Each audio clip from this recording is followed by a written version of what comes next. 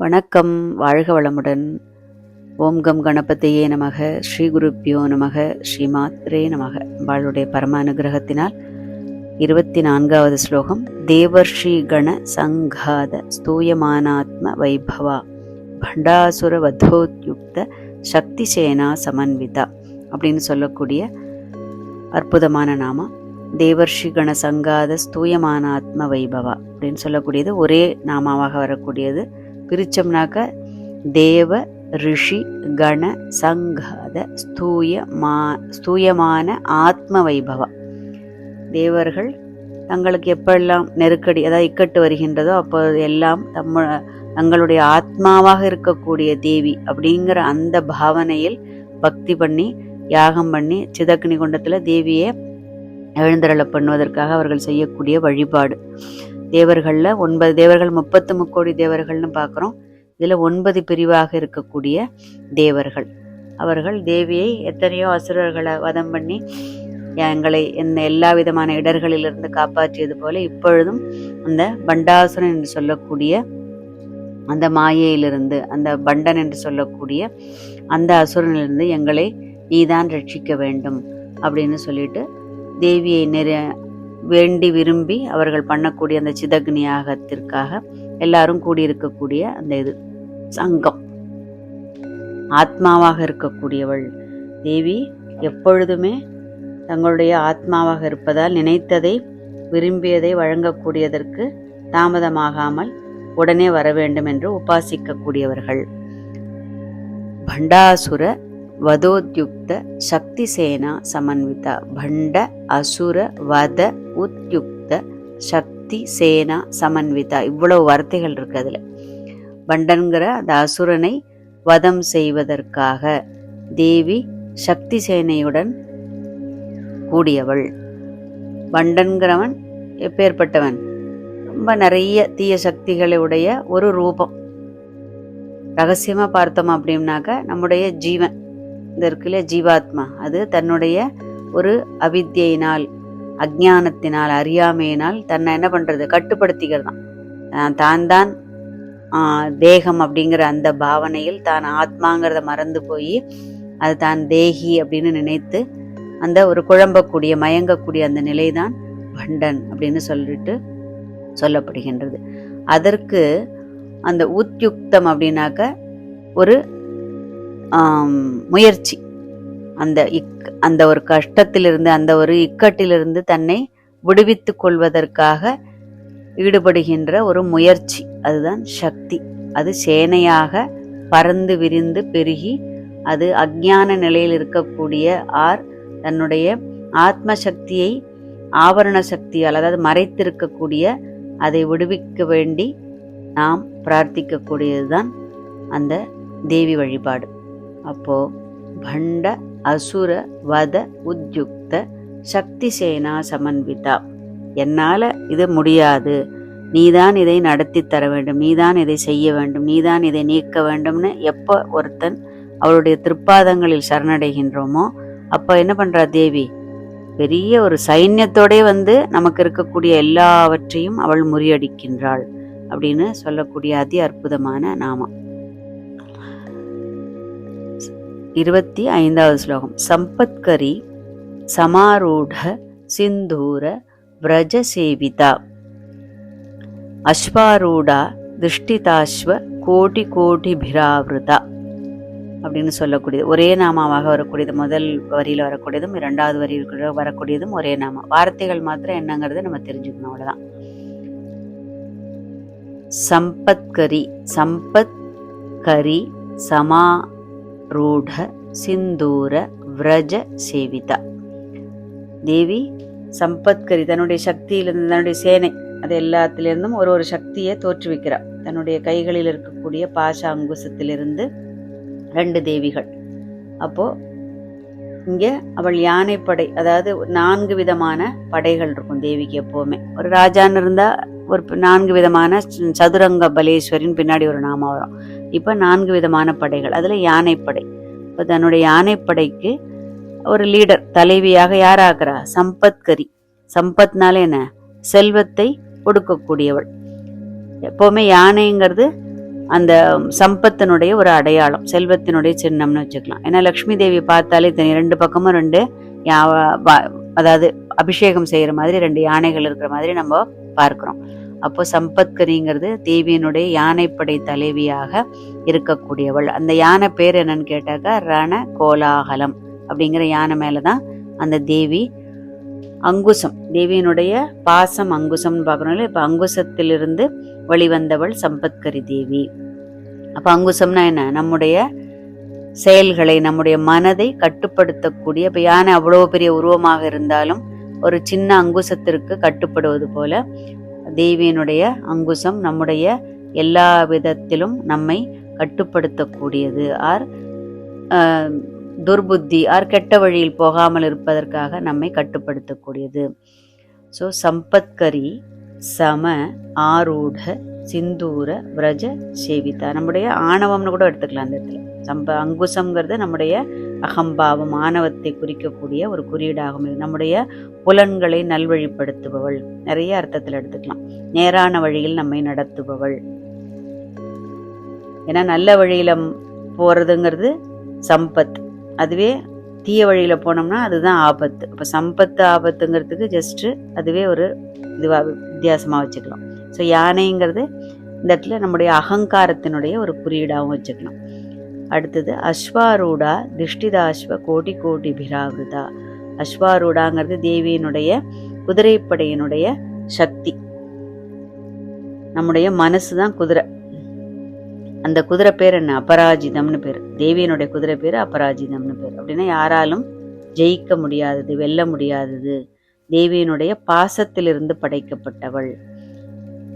பாசம்ங்கிறது எது? நம்முடைய ராகம், டிசையர், அட்டாச்மெண்ட், எப்படி வேணா எடுத்துக்கலாம். ஸோ நம்முடைய மன குதிரையிலிருந்து தோன்றக்கூடிய அந்த தீய எண்ணங்களை கட்டுப்படுத்தி, எதனால? அங்குசத்தினால் கட்டுப்படுத்தி அதை நெறிப்படுத்துபவள், நல்வழிப்படுத்துபவள். அஸ்வாரூடா திருஷ்டிதாஸ்வ.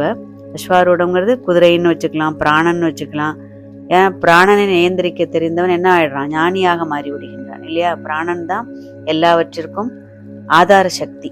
இப்போ பிராணனை நியந்திரிப்பவள் நம்முடைய மனதை, அது வேணும் இது வேணும், அதாவது புலன்கள் வழியாக அந்த விஷய சுகங்களை அனுபவிக்கிறதுக்கு நம்ம முற்படுறோம் இல்லையா?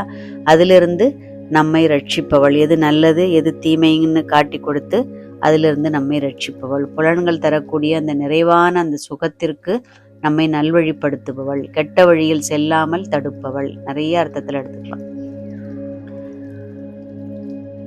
அஸ்வாரூடா திஷ்டிதாஸ்வ கோடி கோடிபி ராவிருதா. பாச வடிவத்தில் இருப்பவள். அங்க அங்குசம்னு பார்த்தோம் சம்பத்கரியில, இங்கே பாசம். ஏன்னா 3 ரதத்ரயம்னு பேரு. ஒரு தேவியினுடைய 3 விதமான ரதங்கள் இருக்கு. அதுல சம்பத்கரி, அடுத்து அஸ்வாரூடா பார்த்துட்டோம். அடுத்து இப்ப சக்கரராஜம் பார்க்கறோம். சக்கரராஜம்ங்கிறது தேவியினுடைய 26வது ஸ்லோகம். அதுல படிச்சிடலாம். சக்கரராஜ ரதாரூட சர்வாயுத பரிஷ்கிருதா கேய சக்கர ரதாரூட மந்திரினி பரிசேவிதா. சக்கர ராஜ ரத ஆரூட சர்வ ஆயுத பரிஷ்கிருதா. அவ்வளோ வார்த்தைகள் இருக்கு அந்த இடத்துல. படிக்கும்போது நம்ம சேர்த்து படிச்சிடறோம், அவ்வளோதான். அம்பாளுடைய ஸ்ரீசக்கரராஜம், அம்பாளுடைய ஸ்ரீசக்கரம்ங்கிறது தேவியினுடைய யந்திரம். தேவியினுடைய உபாசனையில் மிக பிரதானமாக இருக்கக்கூடியது அவள் வாசம் பண்ணக்கூடிய அந்த யந்திரம். அதையே அவளுடைய தேர்தட்டாக, அவளுடைய ரதத்தில் எவ்வளவு தட்டுகள் இருக்கு, அந்த ஸ்ரீசக்கரத்தின் 9 ஆவரணங்களே 9 தட்டுகளாக அமைந்த ஸ்ரீசக்கர ரதம் அப்படின்னு ஒரு ரதத்துல தான் தேவி எழுந்தருளுகின்றாள் இந்த யுத்தத்துக்கு. யார? பண்டனை வதம் பண்ணுவதற்காக.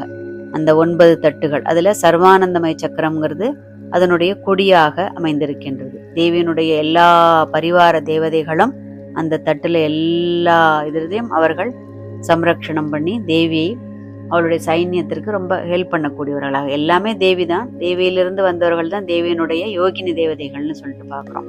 அந்த மாதிரி இங்கே ஒரு வீரன், இப்போ ஒரு க்ஷத்ரியன் இப்போ போருக்கு போறான்னு சொன்னா அவன் தன்னுடைய ஆயுதங்களெல்லாம் கையில ஏந்தி கொண்டு அந்த தேர்ல ஏறுறத நம்ம பார்க்க முடியும். இங்க தேவியினுடைய ஆயுதங்கள் எல்லாம் சக்தி வடிவில் தேவி இந்த தேர்ல எழுந்தருள்வதற்கு முன்பாகவே அவர்கள் எல்லாம் போய் அங்க செட் ஆயாச்சான். அந்த மாதிரி அவர்கள் அந்த சக்தி வடிவில் எல்லா ஆயுதங்களும் அந்த தேர்தட்டில் அமைந்து தேவியினுடைய ரதமாக அமைந்திருக்கின்றது. ஸோ இந்த அஞ்ஞானத்தினால் இருக்கக்கூடிய அந்த பண்டன் நம்ம தான்.